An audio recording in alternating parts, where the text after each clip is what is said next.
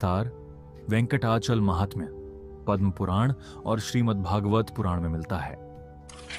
एक समय महर्षि कश्यप की अध्यक्षता में अनेक ऋषि मुनि सरस्वती नदी के तट पर एक विशाल यज्ञ कर रहे थे।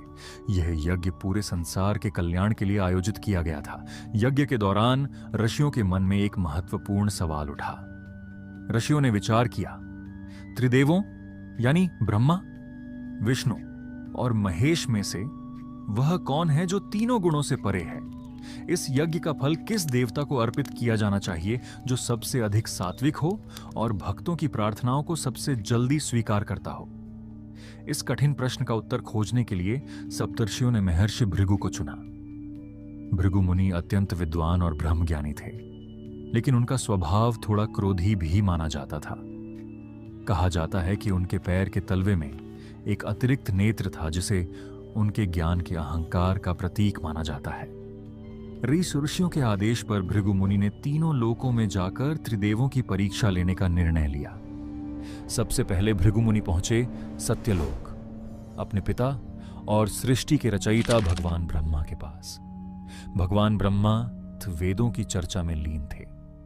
भृगु मुनि के आगमन पर ब्रह्मा जी ने न उन्हें प्रणाम किया, न ही कोई स्तुति की।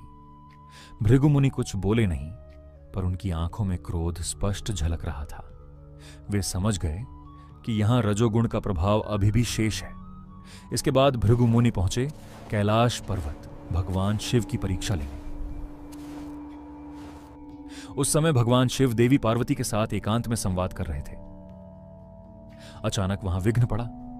भगवान शिव का तीसरा नेत्र खुलने को था। स्थिति भयावह हो सकती थी, लेकिन देवी पार्वती उनके चरणों में गिर पड़ी और इस प्रकार एक महापाप टल गया।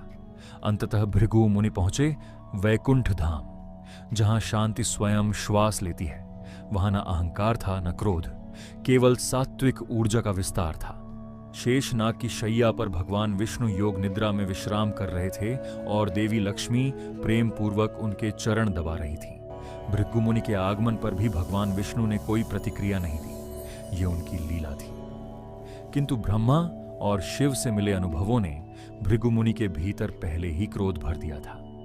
अब उनका धैर्य समाप्त हो चुका था। अहंकार में आकर भृगु मुनि ने भगवान विष्णु के वक्षस्थल पर लात मार दी। वही वक्षस्थल जहां स्वयं देवी लक्ष्मी का वास है। पूरे ब्रह्मांड का पालन करने वाले भगवान का ऐसा अपमान यह अकल्पनीय था। लेकिन भगवान विष्णु क्रोधित नहीं हुए। वे तुरंत उठे और भृगु मुनि के चरणों में प्रणाम किया। भगवान विष्णु ने कहा, हे महर्षि, मेरे वक्ष कठोर हैं